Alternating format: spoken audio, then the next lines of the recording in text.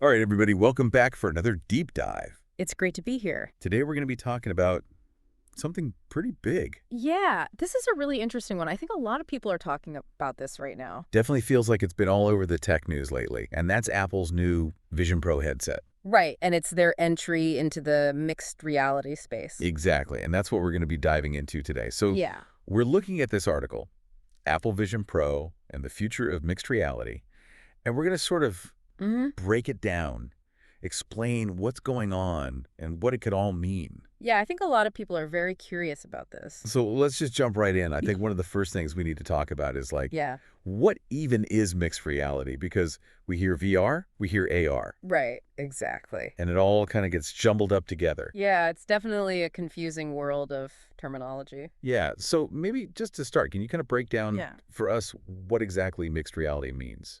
Okay, so think of it as a spectrum. On one end, you've got VR, virtual reality, which is completely immersive. Right. You're in a totally digital world. Blocks out the real world. Exactly. You put on that headset and you are transported somewhere else. Yeah.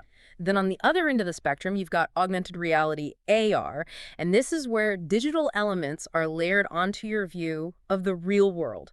So think like Pokemon Go. Oh, yeah. That's where you're seeing those little Pokemon creatures Where they're actually there. superimposed on your real world. Right. Mixed reality kind of sits in the middle of those two. Okay. So it's still layering those digital elements onto the real world, but the key difference here is the interactivity. Okay. So you're not just seeing these digital objects. Yeah. You can actually reach out and interact with them almost as if they were physically present. So, like, I'm looking at a 3D model of something. Exactly. But I can actually, like... manipulate it. Yeah. Move it around. Yeah. Resize it. Wow. It's really blending those two worlds together seamlessly. So, like, a good example I think that they use in the article is, like, Right. imagine you're an architect. Yeah. And you're working with a team on this building design. And instead of just, like, looking at it on a computer screen, Right. everyone's wearing a headset. Exactly. And there's this holographic model You can walk around it. that everyone can kind of interact with. Exactly, and make changes in real time. That's wild. It's really cool stuff. So, I mean, clearly, like, the gaming potential's pretty obvious. Oh, yeah, absolutely. But I think what's really exciting Yeah. is all these other applications that we're kind of just starting to explore. starting to, like, think about. Yeah, the possibilities are endless. Yeah, like in the article, they talk about healthcare, which I think is just incredible. Oh, yeah, healthcare is a huge area. Yeah, like imagine surgeons being able to Right. visualize a patient's anatomy in 3D before an operation. Like that level of detail. It could revolutionize surgery. Right, like you're not just looking at a 2D image. On a screen anymore. You're seeing the whole thing, from every angle. And you can even, like, simulate the procedure. Yeah, and I mean, even during surgery itself, right? Exactly. They could have critical information, like vital signs, Yeah. overlaid right onto their field of view. That's incredible. It's really mind-blowing stuff. Like sci-fi, but it's real. It's becoming reality. And what about education? I feel like that's another Well, yeah, education is huge. huge area where this could be applied. You think about history lessons. Yeah. Instead of reading about ancient Rome in a textbook, Yeah. you could put on a headset and walk through the streets of ancient Rome. That would be so cool. It would bring history to life. I would have paid more attention in class. I know, right? If I had that kind of thing. And science classes, too, Yeah. Imagine dissecting a virtual human heart. Oh, wow. You could see all the different parts and how they work together. Yeah, and it's not like the one time in biology class where they brought out the real thing and right, and it's messy. Half the kids are, like, passing out. Exactly. Yeah, this is like, Clean and safe. yeah, everyone gets the same experience. Exactly, and you can repeat it as many times as you need to. That's awesome. It's really amazing. And, I mean, even feels like engineering architecture, Oh, yeah. where you're working with these complex 3D models. Right. Being able to visualize those models in a mixed reality environment could be a game changer. Right? You're not just looking at blueprints. Exactly. You there. can walk through the structure. Yeah. That's incredible. It's really exciting stuff.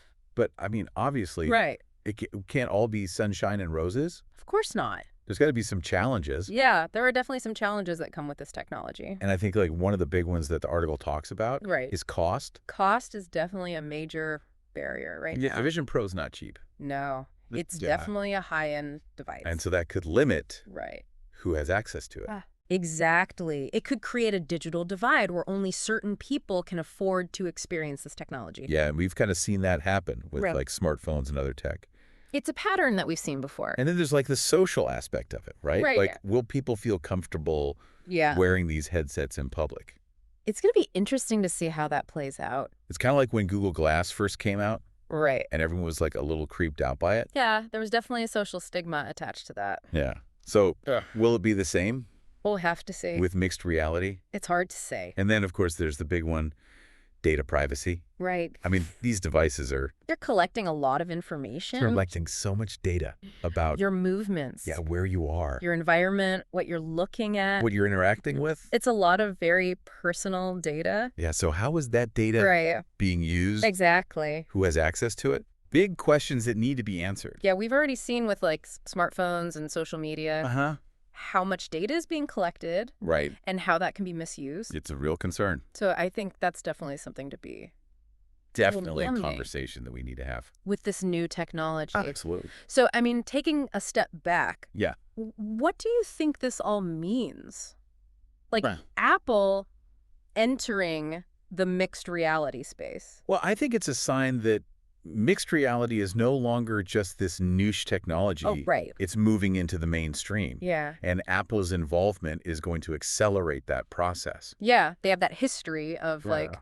taking something that's kind of Yeah, making it complicated and making it like, sleek and user-friendly. yeah, exactly. But I think they're going to do the same thing with mixed reality.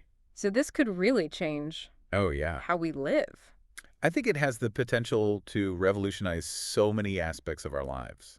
Yeah, like work, learn how we interact with the world around us. Exactly.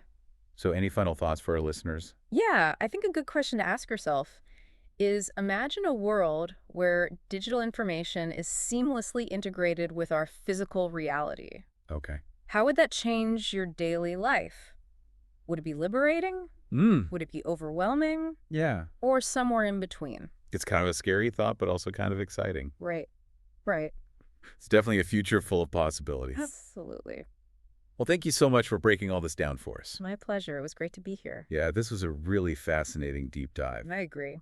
And for our listeners out there, keep exploring, keep questioning. Yeah. And we'll catch you in our next deep dive. Sounds good. See you later.